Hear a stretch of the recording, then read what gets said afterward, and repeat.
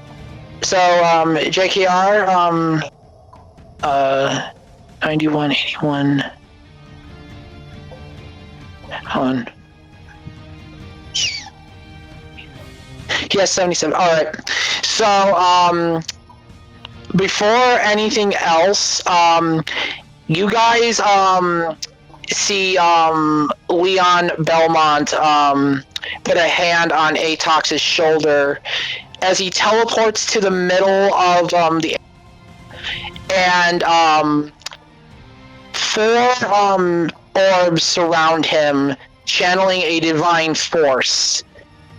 In each of the cardinal directions, north, south, east, and west, you see the earth crack, reaching 120 feet along all sides, as you feel a tremendous tremor. Atox cannot be targeted, and you guys need to figure out where to stand. Damn it. Well, that's a pickle. As he's doing this, though, for his turn, you hear Atox say something. You guys, I didn't want to push it this far. Belmont, if you really want this to happen, fine. I don't need to hold back against them then. Come, my friends. No. Come, Misfits of Targoviste. Bear you can. Give me all that you can bear, and don't hold back. You guys have does Riku have any other actions before I state what's going to happen? Yeah, she's got a couple. The orbs are there. The orbs are surrounding them, and they are not targetable. And Atox is not targetable. No.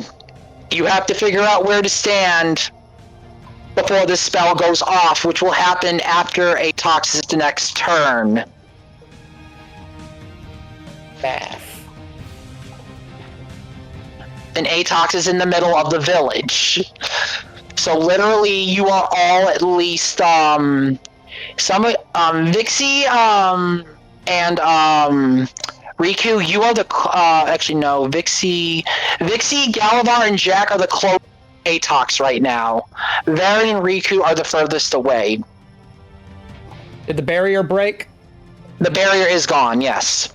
Okay, Riku is going to take her movement. If the court will allow. The court will allow. To tackle Varen out of the way. To a location a little bit further away from everything. Okay, so it would be like an intercardinal direction. So you would pretty much be south, west, a safe distance from the spell. So, Baron, how do you want Riku? Are you allowing Riku to push you out of the way? Yes, I'm allowing it. All right. How do you dive at her, and how do you land? She basically throws her cloak off and tackles her out of the way. All right. As you tackle her, you guys are a safe distance from the spell. However, you are on top of Varen. This is, You seem to keep finding yourself in this position, love. Yes, but usually I'm the one underneath. Hey, I'm okay letting you...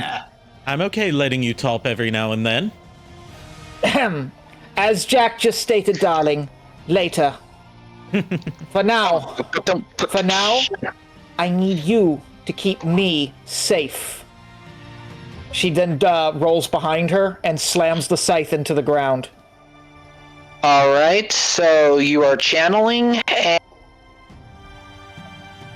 you just see a shadow slinking around. Aimlessly. Okay. All right then. Since Atox is channeling, we will go now to top of the round. All right, that is me. All right. The barrier is gone, correct?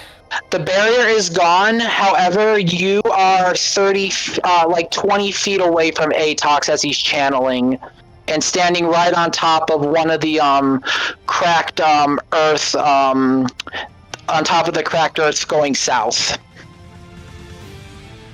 Okay.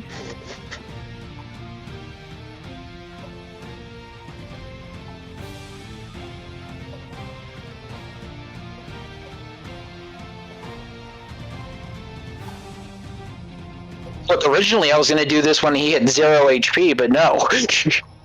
Whoa, for some reason I have 7th level. I thought that I only had 5th. Eh? I have 7th level. Let me see that real quick. Let's see. Yes. Come on.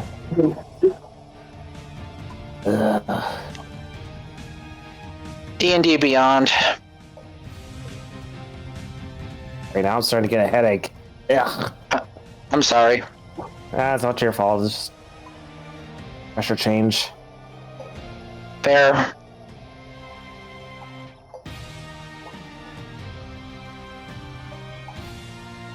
Yeah, you've got 7th level spells. I think is like you can use. I think what's going on is that these spells and abilities you have, they can be cast at 7th level, but yeah.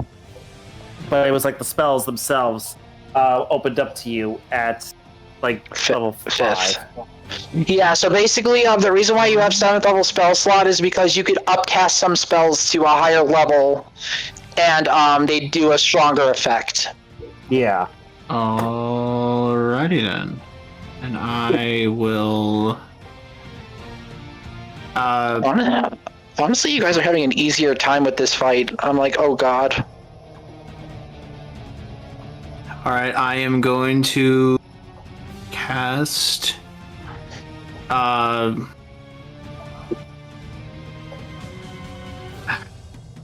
gonna do Spirit Guardians again. Where are you placing? I am placing right next to, right in front of Atox, and I am going bring forth I'm gonna bring forth just one Omega Supreme. Alright, he spawns forth, however, he cannot attack Atox because he's untargetable. Yeah, I was about to add, pretty much everything's untargetable right now. Wait, really? Yeah. Are you kidding me? He said that earlier. He's not targetable. Even though I'm like right you there, like yeah. Oh boy. I am not telling you what is going on. How you figure this out. Well then instead shoot. If I'm mathing the math right, there is a target on the board, but alright then I'm gonna take that back and I'm going to You can take that back, that's fine.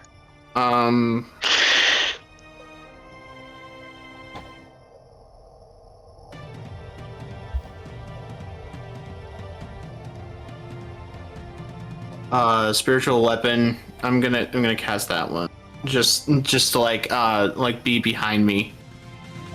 Alright, what are you spawning in terms of a weapon?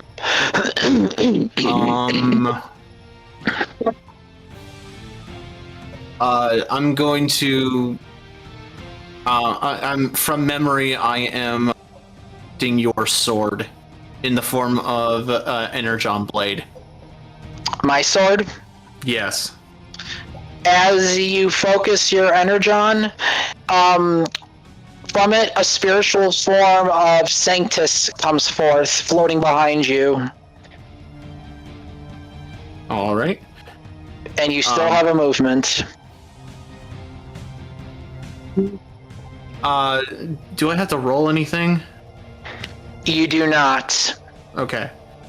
The only information I can give you is the Earth cracks going north, south, east, and west at 120 feet, with 4 orbs that cannot be targeted, as Atox is channeling.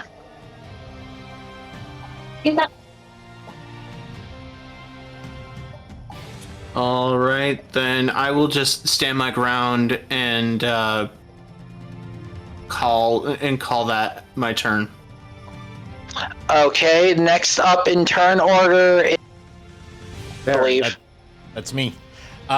Question? Yes. Is Leon targetable? No. Okay, then there goes that plan. Alright, let me rephrase this. Not yet.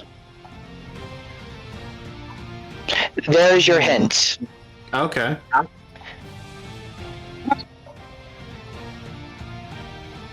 God, I'm still clueless here. I've never been good at riddles. I'm gonna tell you this right now, and here's the thing, Ari, you played enough Symphony of the Night, right? Yeah. Think about this really closely.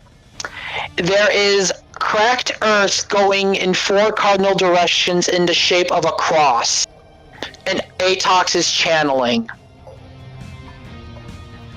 Okay. I don't know what to do with that. I'm leaving this up to you. I can't handhold this time. Okay. Okay, then I don't know what I'm going to do this turn.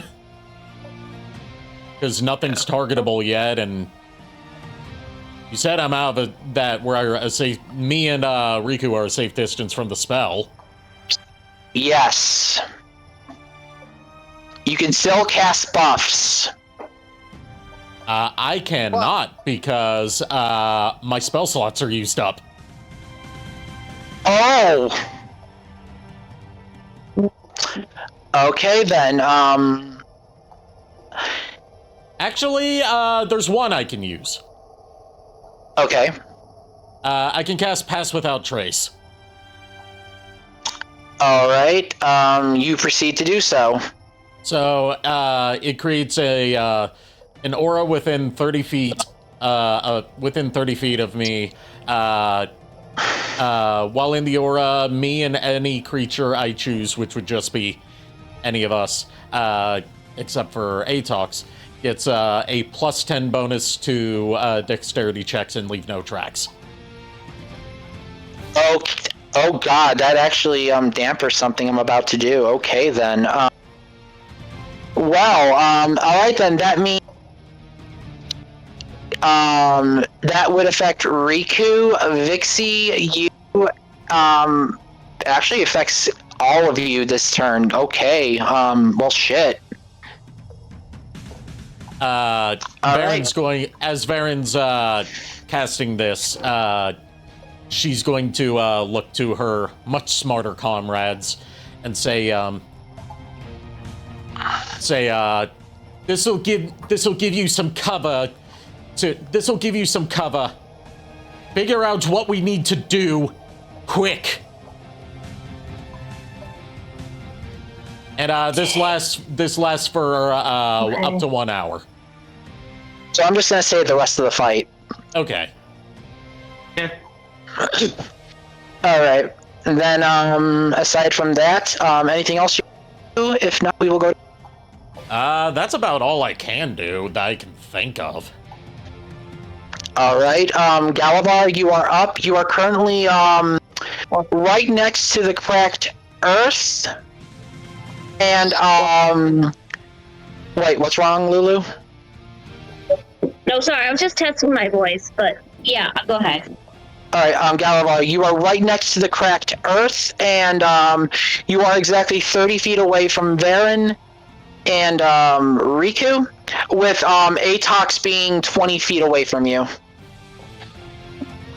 Okay, he is going to... So, he can't be targeted, correct? So like I can't really land a hit on him if he's not targetable. He cannot be none of the stuff right now can be targeted. This is a puzzle. You basically figure out how to, shall we say, evade or find an advantage in this.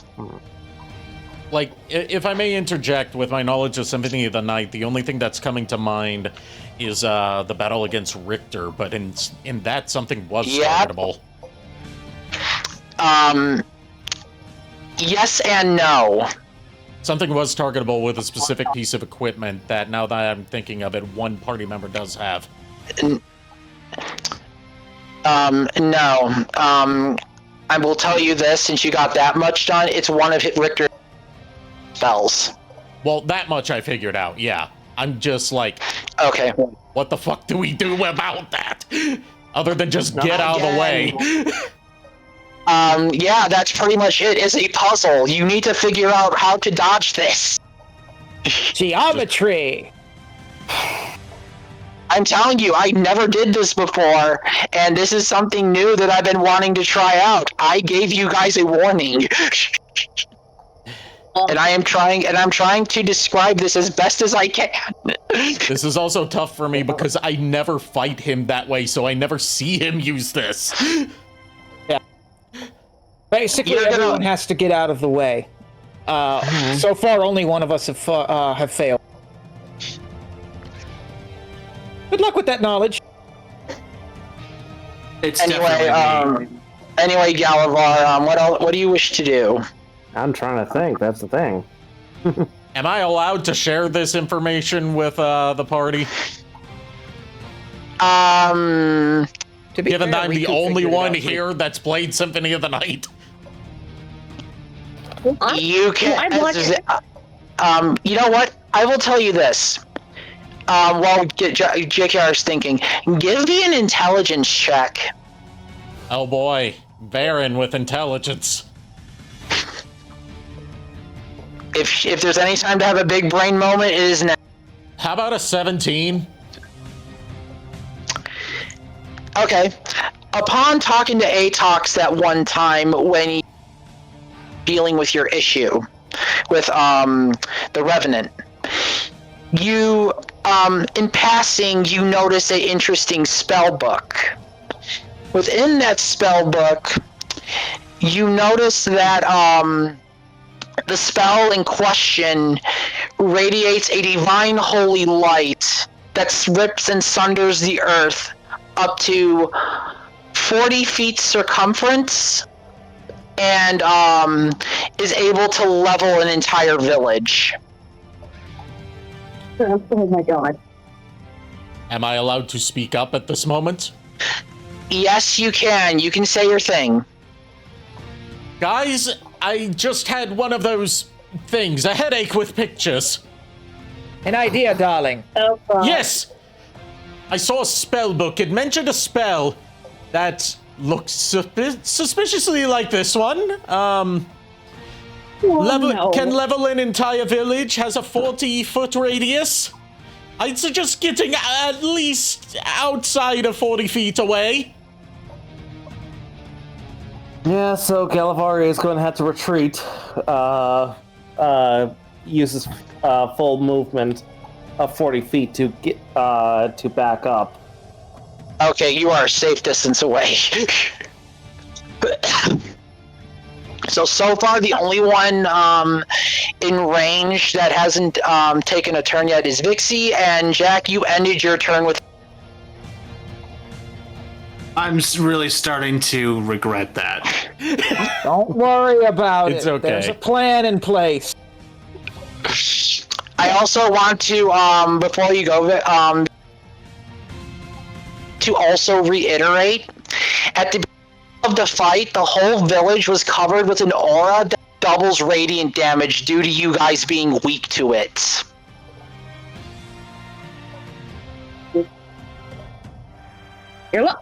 You know what? I just luckily I don't have cream pie right now. I know what you're referencing, damn it! I'd shower you with coconut cream pie. No psychological damage. Fuck you.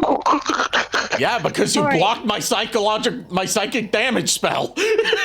Okay, let's keep going on. Alright, Yeah. Galavar, how are you? Are you ending your turn, or what are you doing? Yeah. Because you moved the full feet. Let's see. I'm trying to see if there's anything else he can do, really. And yeah, he is just going to no, he's just gonna let's see.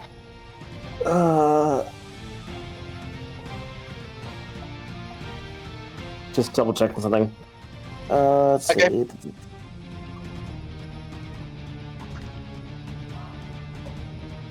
I'm gonna get chewed up on my part by the players after this, and I don't care. Let's see. Yeah, no, it's gonna have to end it. Alright, Vixie, you are up. You are currently 20 feet away from Atox, and standing exactly on the westmost, on the west crack of the parted earth. Okay, now I got questions / things. Okay, one, can the crack it can be attacked? No. Okay, can I guess what this attack might be? As a paladin, you've read a lot of the books, so yeah, you can take a guess. It's just Graham Cross. And she nails it right on the head. Yeah. As I literally telegraphed this attack in the shape of the earth and the literal divine channeling. Yeah. So, literal holy nuke, basically. Okay, so can't attack the ground, can't attack Atox or whatever. Okay, fine. You're gonna go ahead.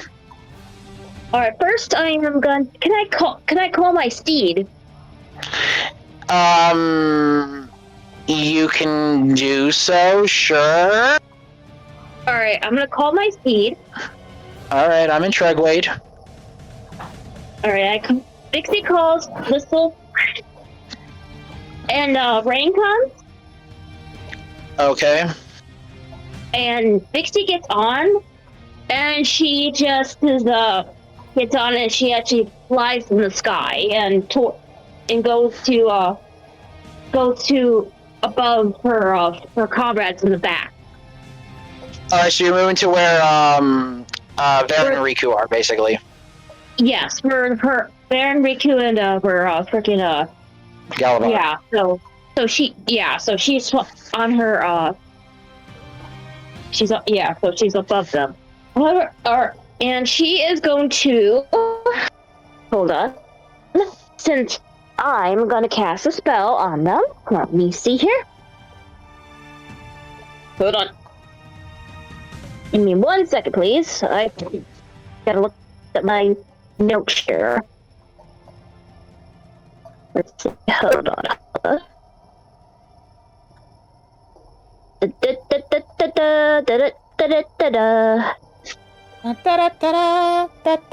God forbid. By the way, like I said, I hope you're all having fun with this, because I am.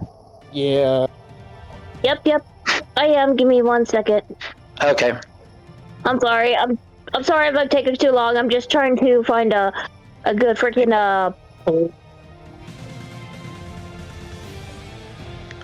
By the way, I'm just trying to find a good. After Riku's turn, I'm going to song. Okay. And I think you can guess what the song is. Happy, happy, joy, joy. Got it. Fuck. Sorry, I got it wrong. You want the YouTube version. Penis, penis, pingus, pingus. I hate you. Anyway, I'll wait till Riku gets to Riku's turn. Right now, Vixie's Vixieing. Yeah, she's gonna cast shield of faith on her 3 comrades. Okay, if you're going to do that,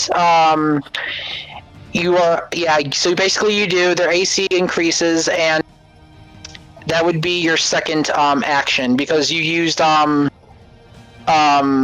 you summoned your steed, basically, and then you use Shield of Fate, Okay. so that's both actions.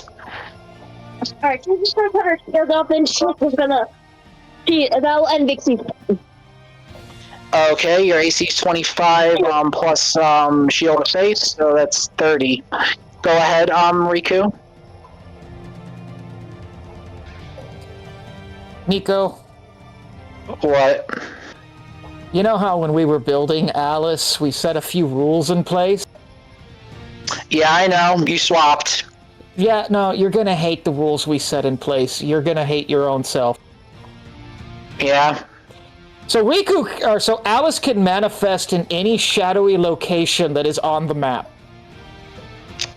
Yep, and you are also going to hate me. She manifests right behind Jack using his shadow. Okay. Hello, Jackie. Whoa! Where'd you come from? She looks up at, she doesn't answer him and just kind of looks up at Atox and Leon. That's quite the pickle, wouldn't you say? Leon is just going to look down at Alice. However, she waved. It's not a matter of anger or disgust, but rather smiling, knowing that they're doing what they can, and out of respect, acknowledging their brilliance. She waves and blows him a kiss. Anywho, Jack, on a scale of 1 to not at all, how much do you trust me? Well, Riku trusts you. I don't see why I can't. Excellent. She wraps her arms around him, casts Misty Step to move 30 feet back towards the edge. Oh! Moving him towards the very edge. Unfortunately, that's all her movement speed. Yeah, so you're all out of range of the spell now. She turns well, no, she's actually like right on the edge of the spell, if I did my math correctly. Oh yeah, you are. Jack is safe. Alice is gonna get fucking nuked. She turns around, looks at Jack. Jackie, darling, Varen, Atox, Varen, Vixie, Galavar. Win. We will. She then shoves Jack completely out of the way and ends her turn. All right, Ari, I'm going to need you to end Simon's theme to Trezire Day Spirit after I mutter the spell's name. All right, give me a sec to find it. Found it. All right, hold on. Also, Alice, girl, since the ability of the Belmont book that was placed to start this fight makes you weak to radiant, this is double damage. JKR, I need 10 d20 rolled. 10 d20 coming right up. Yep. Just tell me when to start playing the song. After Atox says the spell name.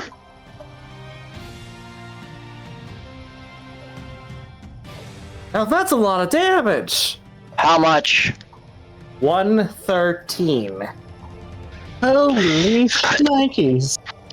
As Atox opens his eyes, he says only one thing to you all.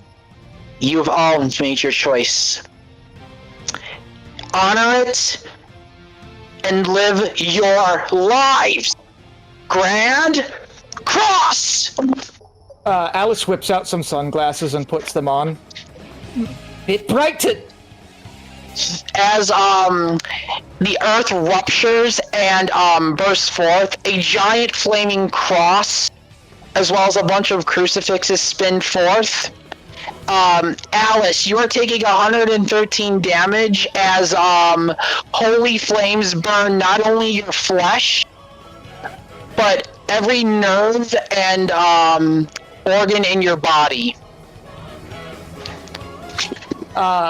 She starts screaming out as her body does disintegrate and turns back into shadows and slips back into the scythe. As you do that, Atox lowers down. His armor changed into the same outfit as Leon's in terms of color scheme. Looking up, his eyes go golden as his blade changes into a different weapon. In his hand is a spiritual version of the vampire killer.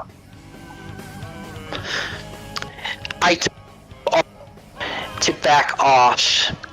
And now, I'm not holding back anymore. This now! As he cracks the vampire killer, spiritual guardians appear around him up to 30 feet. Instead of the three of them before, guardians come forth in the form of all of you. With Vixie looking like a golden goddess, Varen looking like a divine Valkyrie, Riku looking like a plague doctor, Jack looking like a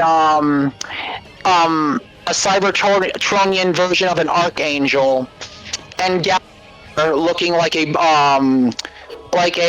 Templar. Nova Prime, what are you doing here? Really? That's how he sees me.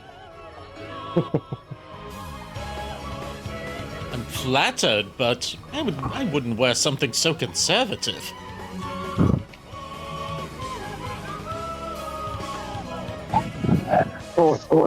As the light finishes going off and you look around you, you see the leveled.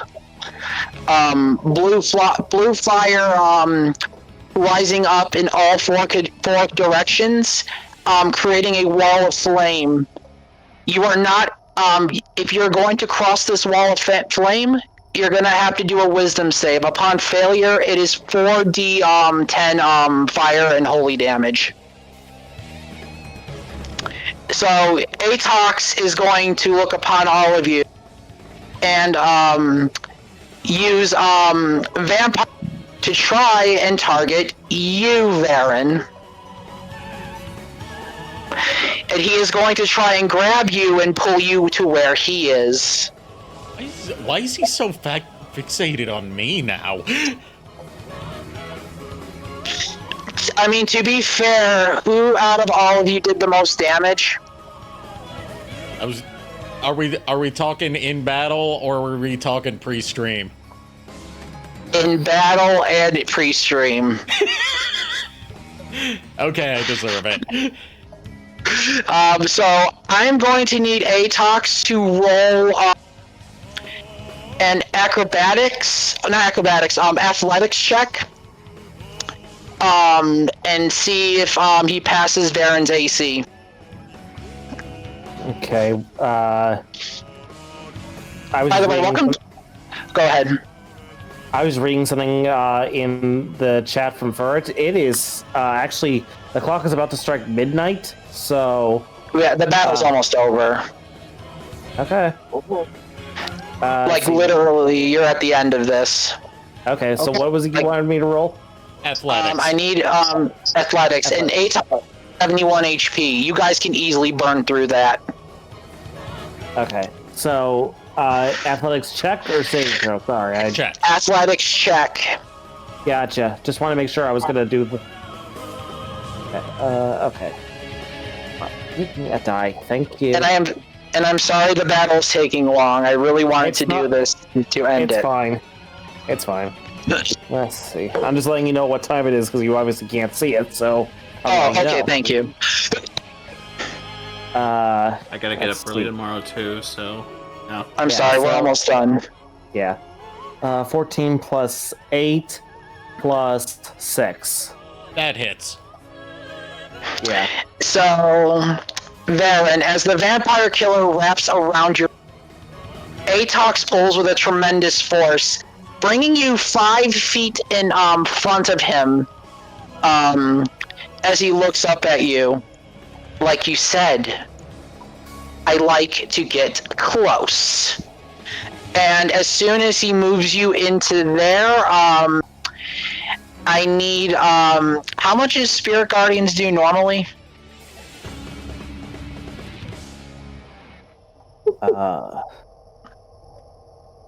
Let's see.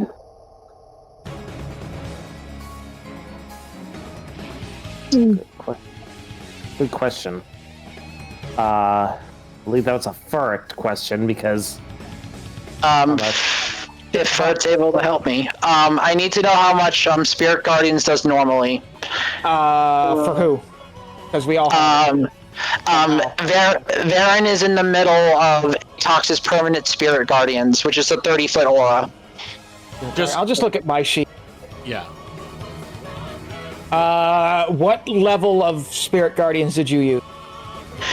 It's just Spirit Guardians. Like, what is the damage normally? Okay. Because there are 5.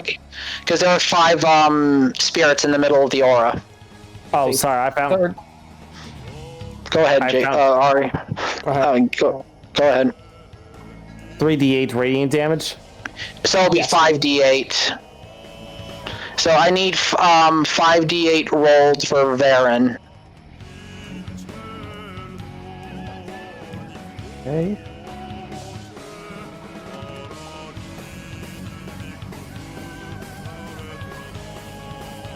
$14. Okay, so, and it's doubled because of the aura placed by the book that Atox used, so 28. You see all 5 spirits go at you, Varen, each one attacking each of your limbs. With your spirit looking at you, and then spinning kick.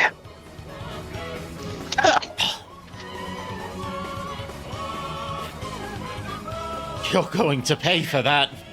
And for what you did to me earlier, love. I'm fed up with your bullshit. Atox just glares at you, holding the vampire killer whip in spirit form. Like I said, you all brought this upon yourself. I gave you an out. And with that, Atox is going to end his turn. We're top of the round. Atox is only at 71 HP. You guys are near the end of this fight. Alright, so that is me. Yep. Sec.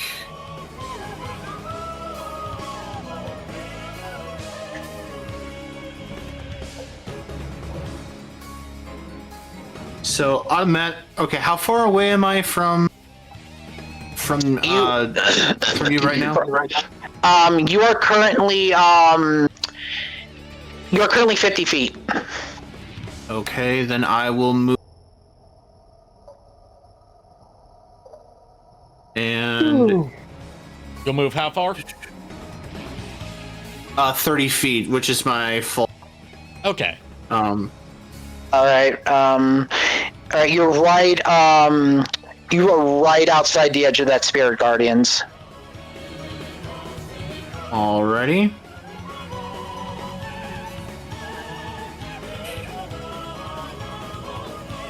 I am then going to use heat metal on my. Sec.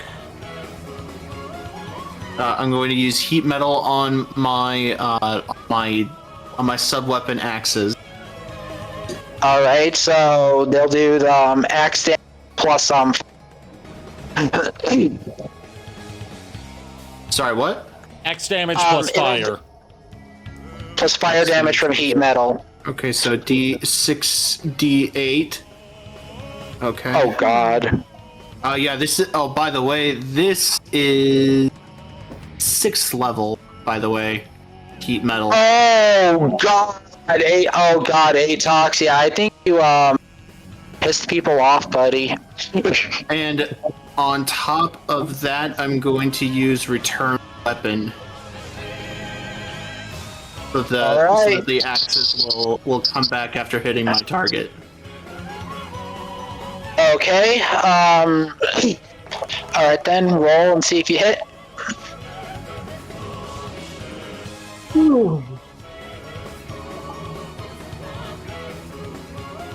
Hey, that's one of my cantrips, I think. Return weapon, right? It's one of your artificer infusions, so I'm just gonna say your weapon has it. Okay. So, what was the damage? It was 27. It's 27? Okay.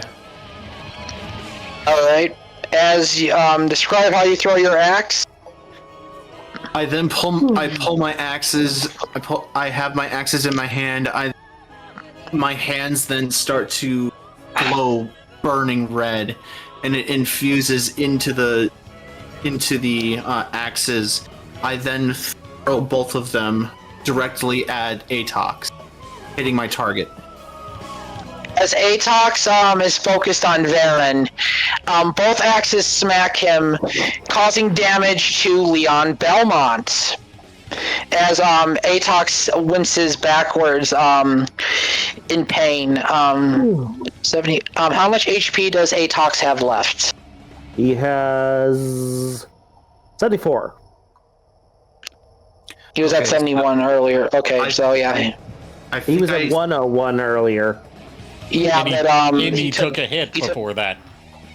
Yeah, no, it's fine. He was at 71 earlier, so 71 minus whatever Chuck just did. Alright. I then will cast... You're gonna hate me for this. Okay. Scorching Ray level... Oh wait, hold on a sec. Come on, please. Yeah, level 5. I think I invoked the Wrath of Sun God Jack. That's an 8. 2d6. 8 so 8 damage? Yeah. Varen is in proximity of that spell, so she's also... Oh, actually, no. Cloak of Frost and Flame. She only takes 4. Atox takes 8. Okay. Sorry about this. Barely felt it, Jackie Love. Fuck.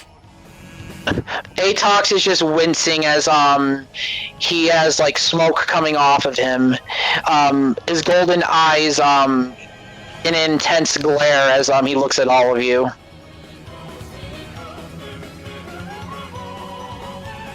So by measure, he should have less than like 50 HP left. He's almost gone. Yeah, he's at 48. Yeah, so with that, with the movement plus your actions, Chuck, I'm assuming that's your turn? That is my turn. Alright, your axes do come back to you. Yes. Varen, you are up for revenge. Go on. I'm swinging my captain's cutlasses. Okay, roll to see if you pass 20 AC. Yeah, and I'm adding +2 to this just because of how I have it set up.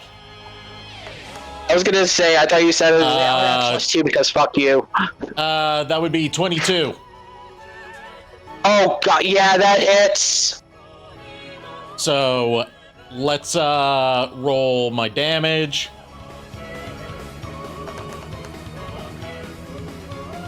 Okay, you got lucky. That's 11 damage, but I am also, as one of my abilities, I am following that up with Eldritch Smite. Oh god, yeah. So roll the damage. That automatically connects. It's once per turn when you hit a creature with your packed weapon, you can expel a packed magic slot to deal an extra 1d8 force damage to the target, plus another 1d8 per level of the spell slot. You can give the target the prone condition if it's huge or smaller. Oh god. Unfortunately, the prone effect will not work on this on Atox's form, but the damage will connect. Actually, no, I don't have any pack magic slots, so no, I will not be using that. You still hit him though, so. Yeah, so that was. Let me double check. That was 11 points of damage. Okay, so he should be at 37 left then. Yep, he's already at 37. So. All right. That was one action. Okay. Yeah, you have 2 actions. Varen's going to roll Eldritch Blast. I'm just gonna let you hit because you're point blank. Okay. So let me roll damage then. Yeah, you're like point blank. Unless you want to roll it and think you're drunk, sure, but. That's 5 points of damage. The way that Varen's going to do this, like, first she, slashes the cutlasses as she does. But for Eldritch Blast, she's going to just, like, smirk at Atox and just, like, put her hand on him and just say, "You're going to feel a shock, love." What? And fires off Eldritch Blast straight from her hand into him. As, he feels your hand, on... He looks up at you and then feels a tremendous... As he looks up, he screams as, he, tries to stay on his knees. Or stay standing up. I will not fall here. I refuse. That's right, darling. You won't. None of us will. That's the point of all of this. And, with that, Varen, is there anything else you can... If not, we go to the next party. Let me see. I'm just making sure that this is how it works. Okay. I do have 2-weapon fighting, which means that I can... You can attack again. I can attack again as a bonus action. Yeah, you do. Yeah, so go ahead and roll to see if you pass. All right. Like I said, you guys are going to be able to burn... This fight yeah, this passes. What is it? 24. Is it a crit or modifier? Modifier. Okay, then yeah, roll damage. That's better. That's a 20.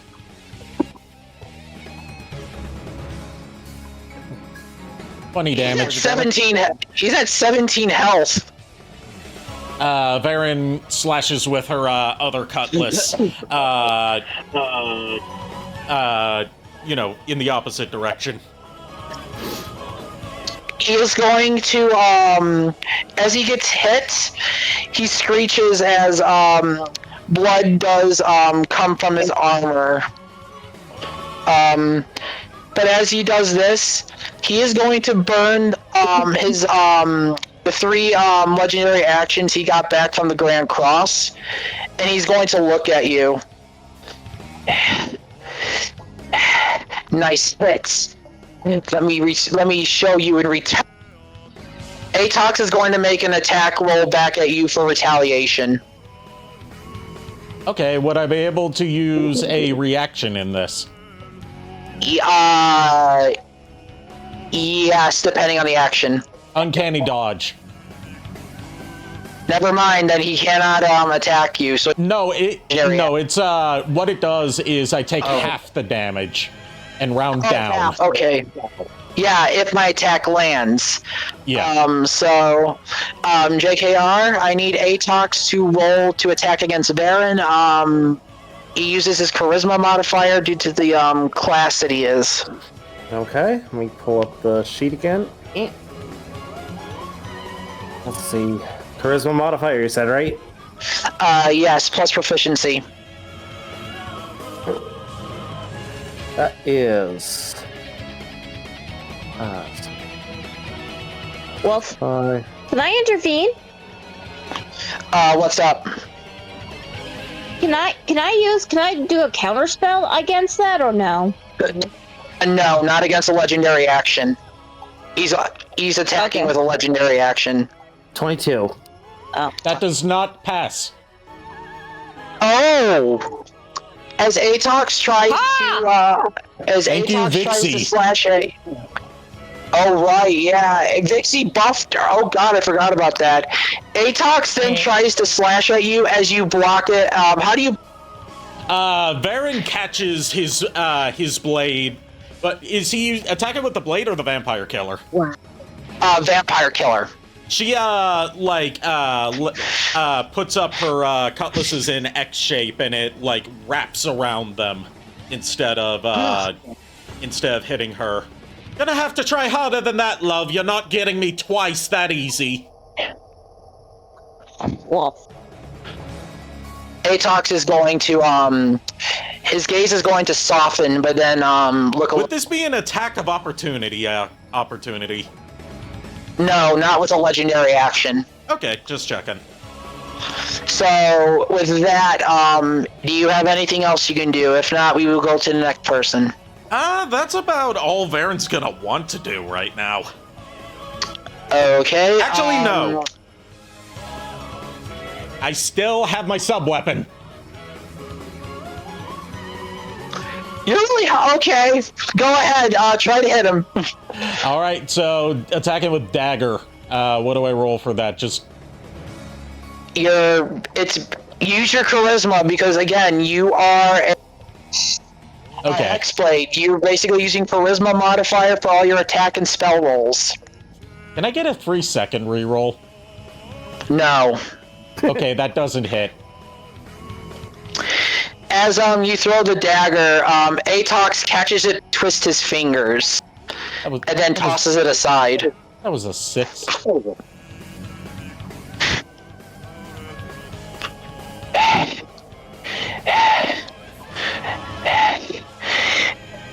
And he is at 17 HP. Actually, or how much does he have? 12. Oh, he's at 12. Okay. Yeah, because there was the 5 from Eldritch Blast. Right. Yeah. Anyway, is there anything else you wish to do? That's all. Are you sure you don't want fries, a shake, maybe a cake? I could go for some, but I don't have the money for that. Anyway, go ahead. God damn it. Anyway, go ahead, JK. Are you... Go ahead, JK. I believe it's Galavar's turn. Yeah, it is. I was also just gonna say that, I mean, Varen's got that cake too. Oh my god. Yeah, gosh. she's got milkshake. She's got the cake and she's got the milkshakes. Okay, I'm gonna say this right now. You're using thaumaturgy to shake the ground to make Varen's boobs bounce, and then now you're complimenting about cake. Are you trying to tell us something? There you go. You're failing. What is it for it? No, I was just gonna say, you know what we could all go for? What? A nice, delicious Wendy's Frosty. God damn it. Okay, anyway. Galavar, it's your turn.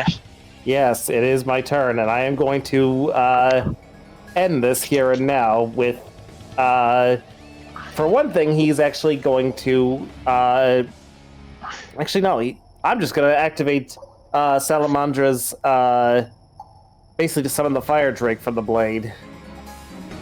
Okay, go ahead and do what you do. Okay, let's see.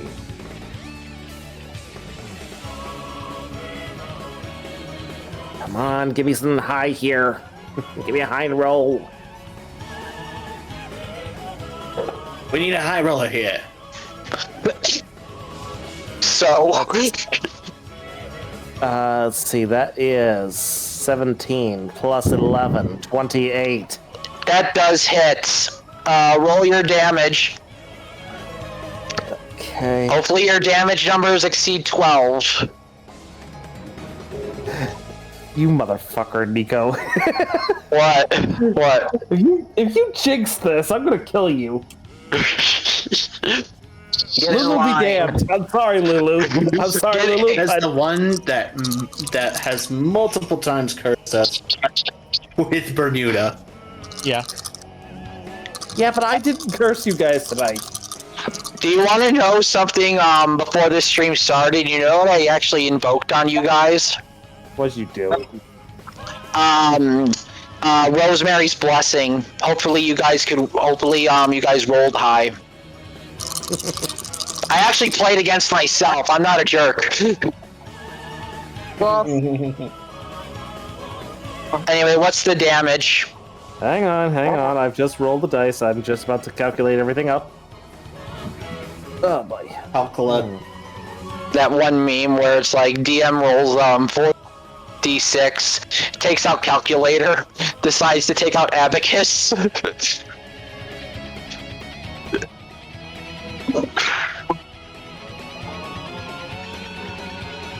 So, this is how it ends. Not with a bang, but with fire. a fire break. Yep. How much? 13 points of flame damage. Are you serious? Okay, the scribe comes forth and ends this battle. So, this time around, usually, here's the thing, usually, you would see, this, short, but, long-wise dragon, more like one of the Asian dragons, emanate from the blade. Okay. This one, while yes, in the overall silhouette of that dragon, I am going to have it form the silhouette of the Namekian dragon balls. Yep. Uh-oh. I was about to say, going back to the recent Devil May Cry stream, you're summoning Puff. Oh my fucking god. So the magic dragon. Yes. Anyway, he comes in and just basically just does a body slam on Atox, bathing him in fire. As the dragon comes down and burns Atox, his body is encased in flame as Atox screams in agony.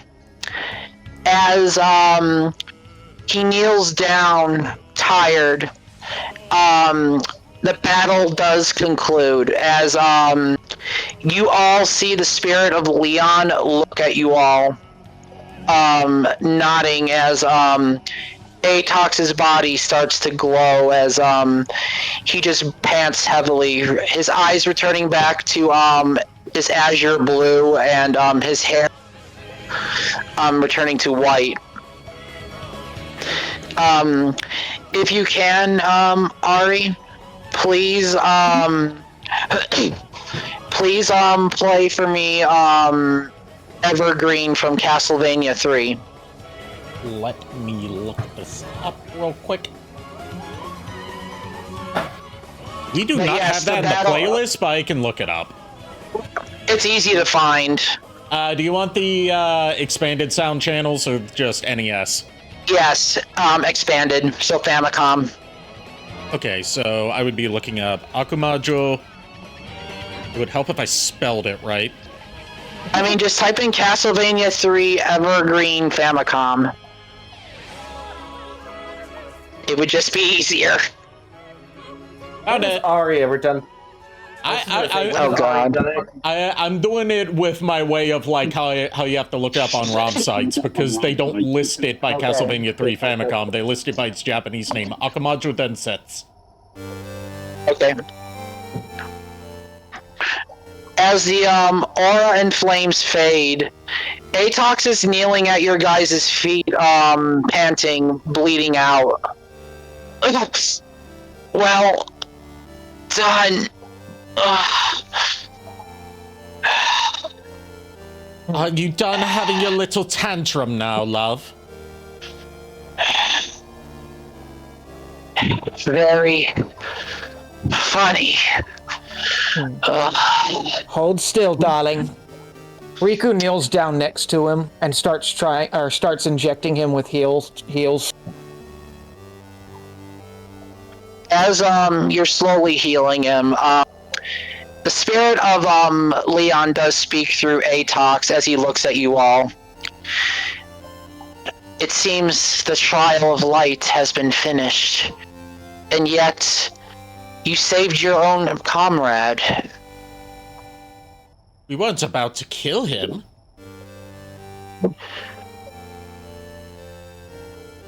No. I then step forward. And then put my hand on him, also adding to the healing, casting prayer of healing.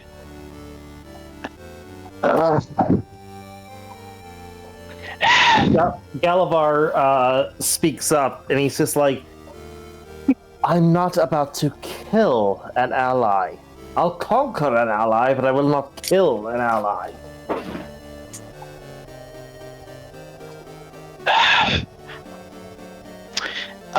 Vixie, do you have anything you wish to add as well?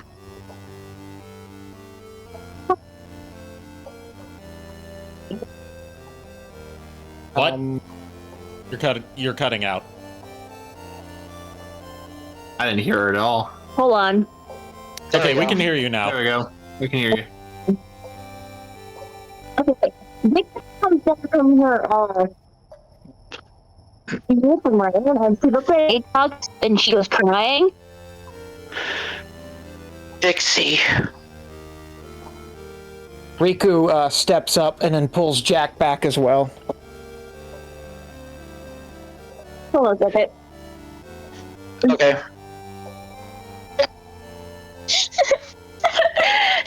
And then also she fucking tackles Atox to the ground. And that's why I pulled you back, Jack.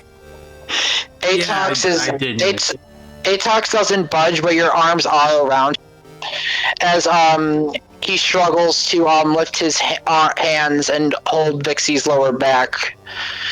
I didn't want you guys to suffer. Atox, you stupid idiot! I don't care what you say or whatever. We're in this together. Why can't you see that, you stupid idiot? I swear to God, don't ever do this again. I cannot take you. You're making me cry. She just cries. Vixie.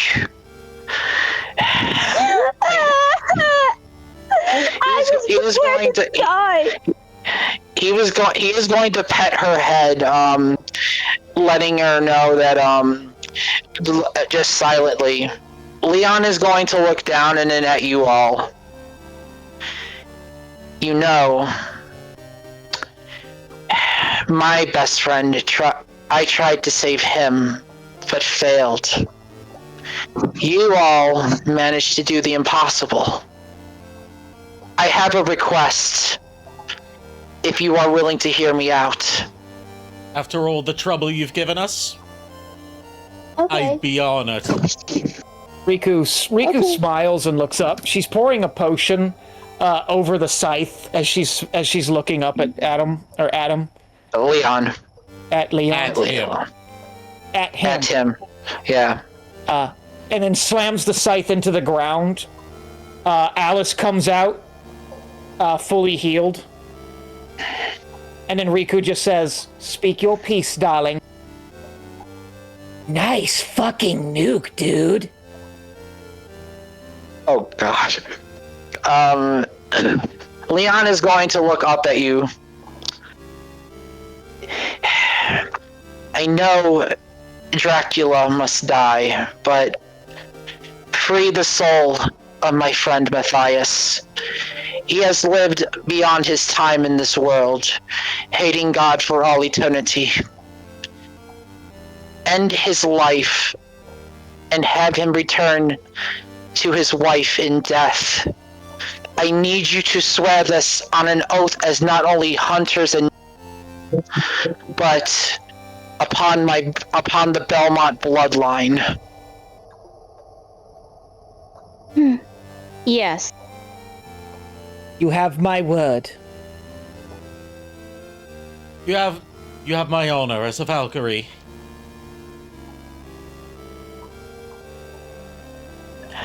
Mine as well. Jack, Galabar, do you have anything to say of Leon's? Well, we've gone this far. Might as well take on another mission. JKR is muted. Okay. Oh, no wonder. I was trying to say something for the past like 5 minutes. I'm like, why the fuck can't anybody hear me? Anyway.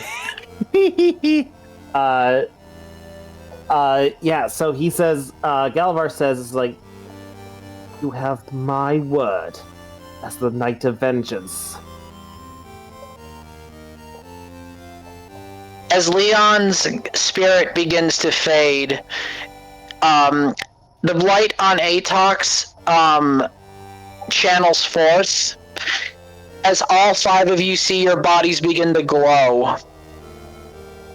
As you feel a tremendous strength build into you, a warmth, a blessing, as you hear these last words echo.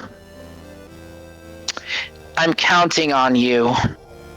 You made a pact and a promise, and I will hold you to that. After that, the light fades from Atox, and Atox falls over, collapsed. His blade fallen out of his hand, and although his wounds are healed, his energy and aura have been spent. Vixie, she catches him, and then she said, "You know what, Atox, it's time to take you home." And she actually picks him up, and she's like, Rain, come. Let's go. Let's take Atox home. He needs to heal and everything. Rain just needs. You can put Atox on Rain and send him stay if you wish. Okay. Alright, Rain, can you please take Atox to church first? As you place Atox on Rain, Atox mutters one thing in his unconscious as like almost like a sleep talk. Everyone, I'm sorry. I have no right to be selfish to rely on you. But if you see Esmeth, give him my regards and kill the bastard.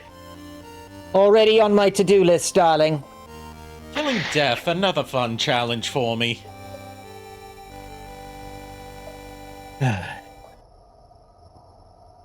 What other things are you going to ask us to do that are impossible? I'll see you soon, my beloved. I just want to do something.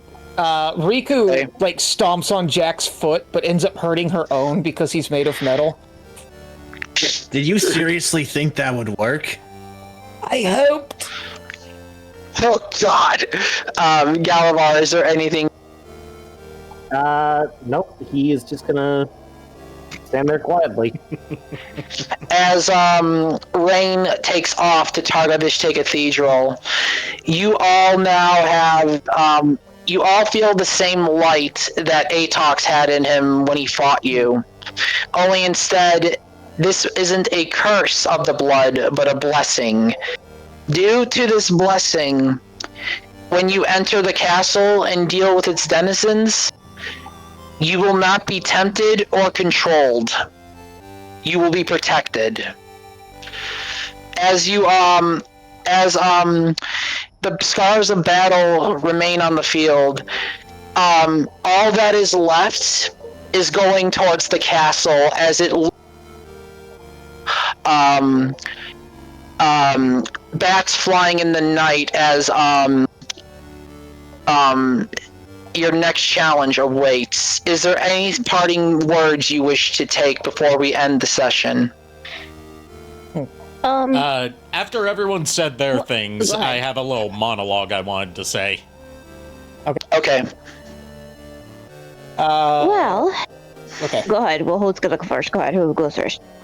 Well, Riku, holding the scythe and everything, basically stands in front of everyone. Well, darlings, I believe we have a castle to raid. Oh, but we do seem to be missing a party member, do we not? Farscape, to me! Farscape comes forth and flies onto you, standing on the handle. Farscape, darling, I need you to send a message to a certain little feline friend of ours. Tell her to meet us at this castle. Farscape is going to nod and take off to Daijaba as they hold their message for Yuffie. That was it. Okay, go on. Anyone else wants to go before me? Go ahead. Okay. Okay, I guess I'll go ahead. Vixie's like, what is... What? You're cutting out. Been quite a lot on Atox. Oh my fucking god. Whoa. Okay, you're good. Me. Yeah, we hear you. Alright. Everybody, let us take a rest here first before we go to the castle. We done quite some fighting and everything, so I will do everything it does, and we shall just rest here for now and then go to the castle. Agreed? Agreed. Basically, yes. Yeah. And if anyone else, go ahead. All right, you're setting up camp. Varen, if you want to do your monologue, unless anyone else want to say something before I say my little ending bit? I got nothing. Go ahead. I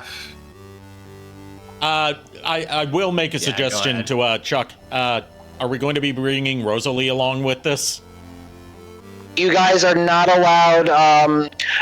You're only allowed one NPC to go with you. Okay, I didn't know. Okay. That damned Atox. Wait.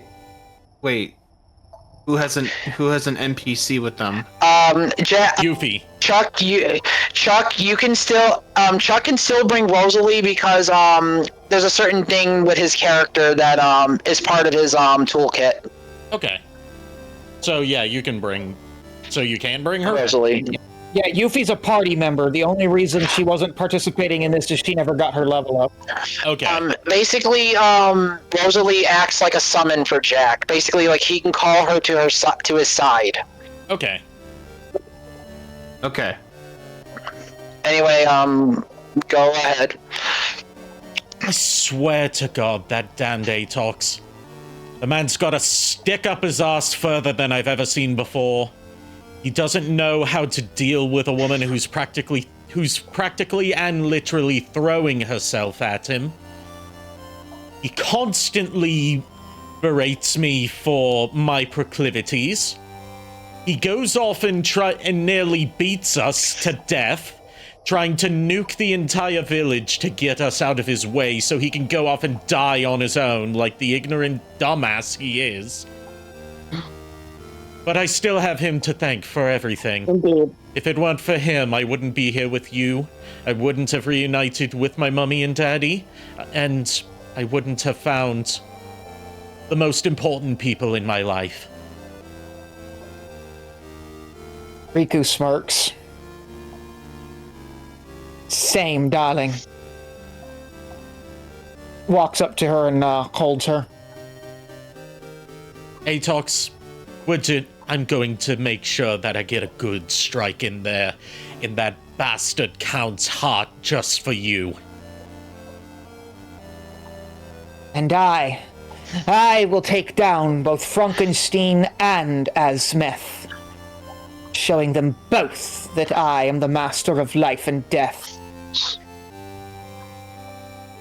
And I will make very good on my promise. I will make very good on my promise to get rid of this problem and fulfill my promise to me and Atox.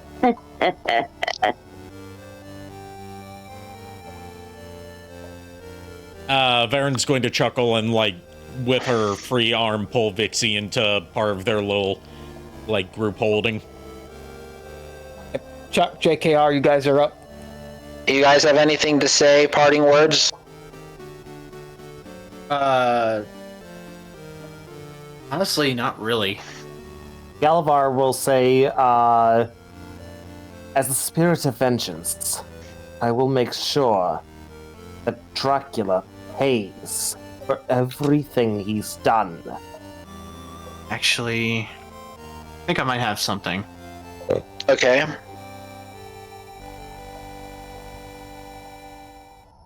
I've lost too much in my life. I can't let this guy do it and do the same thing that he did to me. I can't let this happen again to somebody. Gotta... Definitely have to be part of this. If you guys will have me. Last chance for anyone to chicken out. Definitely. Of course, darling. Of course we'll have you. Alright, everybody, make sure she uses the scythe to pull Jack into the group hug. Well, I mean, Garrett, you guys are probably forgetting that I'm like 20 feet tall at the moment. So, hold on a sec. I'll fix this really quick. Oh my. All right. I'm in my small size, Okay. so now you can do that. Okay, yeah, she pulls him into the hug with the scythe. Yep. You are pulled in, Jack, as you are in the cuddle pile. Galavar, you're the only one not in the cuddle pile. I then extend my arm out and grab him and yank him in. Oh God. You're going to be part of this whether you want to or not, Galavar. No sulking in the corner. Yes, darling. Alice is like looking up at the moon with her arms, like her hands behind her head, kind of deal. Looking up at the moon with like a smirk. I guess I'm in on this too. Not like I have much of a choice with that bloody fucking scythe. She smirks at you all. That is, of course, if you'll have me. Of course. Of course. She immediately manifests behind all of you and pulls you into a tight hug.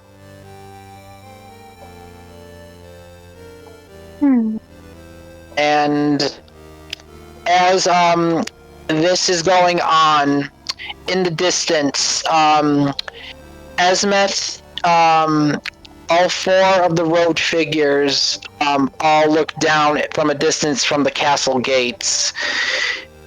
Esmeth looking a bit worried. My, Esmeth.